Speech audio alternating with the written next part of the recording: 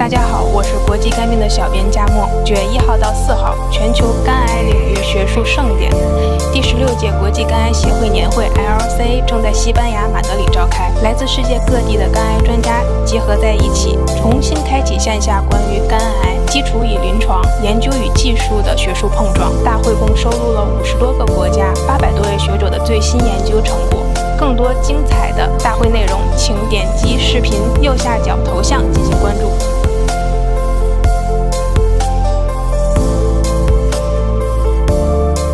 Okay, so hello everybody, I'm Tim Meyer.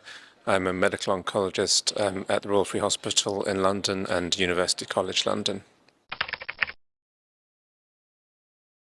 So the original BCLC intermediate stage disease was formerly classified according to liver-confined disease in good performance asymptomatic patients with well-preserved liver function. But in fact, that covers a very wide spectrum of patients and extent of disease.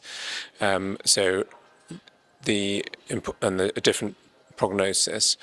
Over the years, there have been various attempts to subdivide the BCLC-B categorization in order to direct treatments appropriately.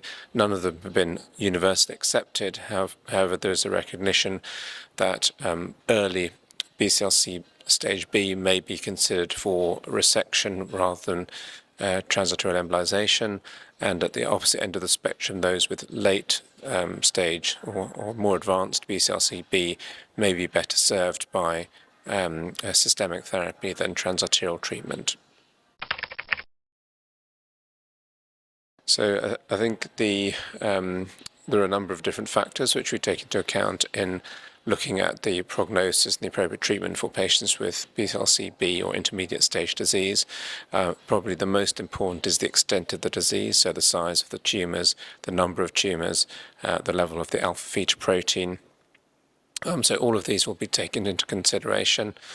For patients with a very high AFP with multilobular bilobar disease, then systemic therapy is likely to be chosen, whereas for those with small volume disease, unifocal disease, with well-preserved liver function, then they may be considered for resection or embolization, or increasingly radiotherapy, which is now used more frequently in patients with liver cancer. So I think the systemic therapy has improved very significantly over the past few years, so the response rates are higher and the survival is longer.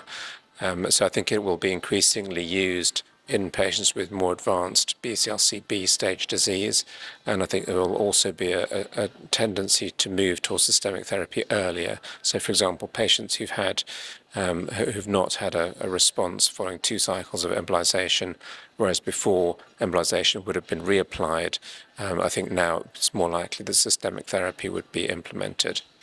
I think with regard to the role of systemic therapy as neoadjuvant treatment, I think that is under investigation. There have been a number of small single-arm trials which have been published already, which have shown that it's feasible to do and that good pathological responses can be achieved, but we haven't got any large prospective randomized trials. So I think that's work in progress.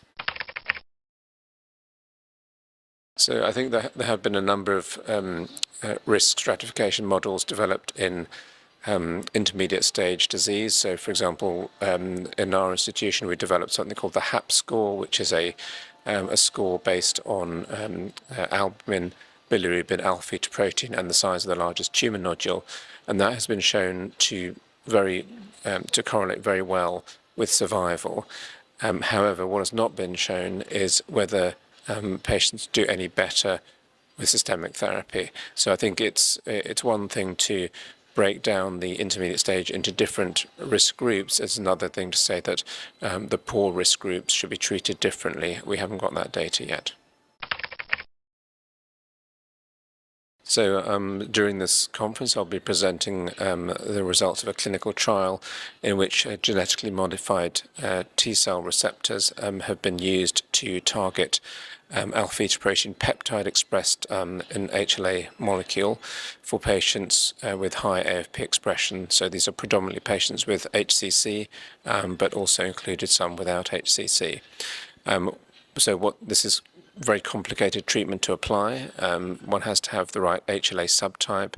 One has to have the right level of alpha-fetoprotein expression.